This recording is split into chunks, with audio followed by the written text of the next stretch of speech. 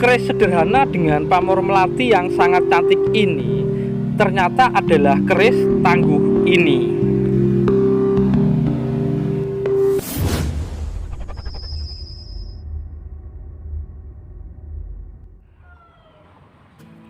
Rahayu, Rahayu, Rahayu.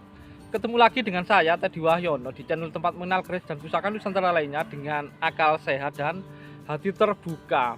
Nah, kali ini saya akan membahas sebuah keris ya. Ini dapurnya sangat sederhana ya, dapur brojol.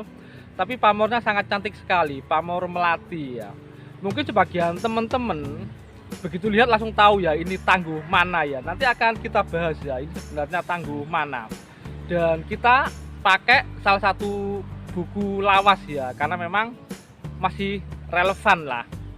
Nah, sebelum saya bahas, buat teman-teman yang belum subscribe, silahkan subscribe dulu biar tidak ketinggalan informasi dari channel ini. Nah, sekarang kalau kita lihat ya, jadi keris ini ya, jadi sekilas ya, yang jelas perawakan dulu ya, yang jelas ini tipis ya, bilahnya ya, tipis, cukup tipis. Terus pamornya ya seperti itu ya, mungkin tidak terlalu mubiar ya, dan tidak deling juga ya.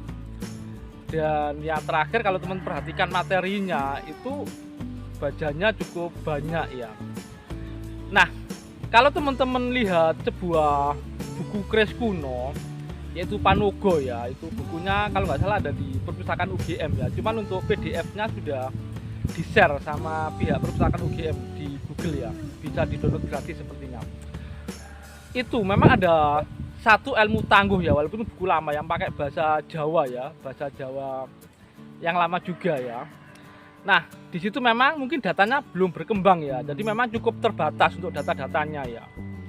Ya itu dilihat kayak gandeknya, terus pejetannya, sogokannya, kalau ada sogokan, looknya seperti apa, pawaannya gitu ya. Nah, kalau yang kita lihat di tangguh Tuban, di situ memang yang jelas yang kita lihat kayak pawaan itu yang tipis ya, tipis, terus pamor tidak terlalu mubiar gitu.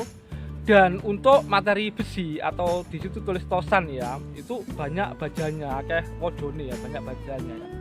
Dan ini memang cukup cocok dengan keris yang ada di samping saya, gambar saya itu ya. Jadi terutama dari materi ya, itu memang bajanya cukup banyak.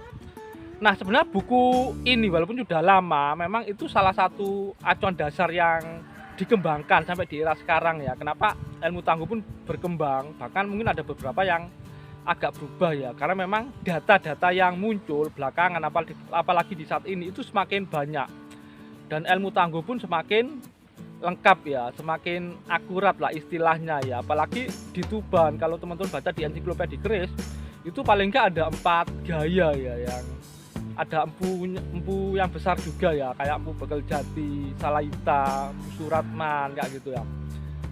Jadi seperti itu. Nah, tapi untuk keris yang ini sebenarnya pakai yang buku yang lama sebenarnya bisa ketebak ya ini ya. Memang ini kemungkinan besar adalah tangguh Tuban. Nah, untuk lebih detailnya, jadi seperti apa, jadi detail dari bilah keris ini mari kita simak sama-sama. Nah, ini adalah detail bilah keris yang akan kita bahas ya.